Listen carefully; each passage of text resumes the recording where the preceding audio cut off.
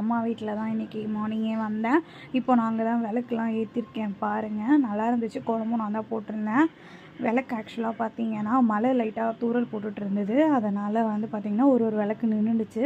அதை ஃபுல்லாக நான் ஏற்றி வச்சுருந்தேன். அந்த டைமில் எங்கள் இக்கேஷ் இருக்கார் இல்லையா, எங்கள் சித்தி பையன், அவன் என்ன பண்ணான்னா வந்து பட்டாசு வெடிக்கணும்னு சொல்லிட்டு என்ன ரொம்ப டார்ச்சர் பண்ணிட்டான். அதனால் நான் பட்டாசு அவன் கூட கொஞ்சம் வெடிச்சிட்டு இருந்தேன். அதுக்கப்புறம் லூனா என்ன பண்ணிகிட்ருக்கான்னு பாருங்கள். பக்கத்து வீட்டு பெரியம்மா வீட்டுக்கு போயிட்டு அவங்கள கூட்டுகிட்டே வந்துட்டா. பட்டாசு வெடிக்கிறாங்க, பயமாக இருக்குது, என்னை வந்து காப்பாற்றுங்க சொல்லி அந்த மாதிரி கூப்பிட்டு வந்துட்டா. எந்த பக்கம் எப்படி போகிறதுனே அவளுக்கு வழியே தெரில. உள்ளே போகிறதுக்கு ஃபுல்லாக விளக்கேறிவா பயந்துட்டு மேடம் வந்து விளக்க ஃபுல்லாக தள்ளி விட்டாங்க. அந்த பெரியம்மாவும் மிரட்டிகிட்டே இருந்தாங்க, ஓரமாக பொடின்னு. இங்கே பாருங்கள், விளக்க ஃபுல்லாக கலைச்சி விட்டா, குளத்தையும் கலைச்சி விட்டா. இவளுக்கு தான் இன்றைக்கி தீபாவளி மாதிரி பண்ணிகிட்டு இருந்தா. பக்கத்துலேயே எங்கள் அம்மச்சாரம்மன் கோவிலில் வந்து பார்த்திங்கன்னா சொரப்பானம் வந்து கொளுத்திட்டு இருந்தாங்க. இதை நல்லா பண்ணுவாங்க, ரொம்ப கிராண்டாக. இது ஃபுல்லாகவே வந்து உள்ளே ஃபுல்லாக பட்டாசு இருக்கும். அதுக்கப்புறம் வந்து பார்த்திங்கன்னா எங்களுக்கு வந்து ஒரு ஏரிக்கரை இருக்குது. அந்த ஏரிக்கரையில் இந்த பக்கம் விளக்கு ஏற்றுவாங்க. அது எந்த பக்கம் போதோ அந்த பக்கம் கோடி போகும்னு சொல்லுவாங்க.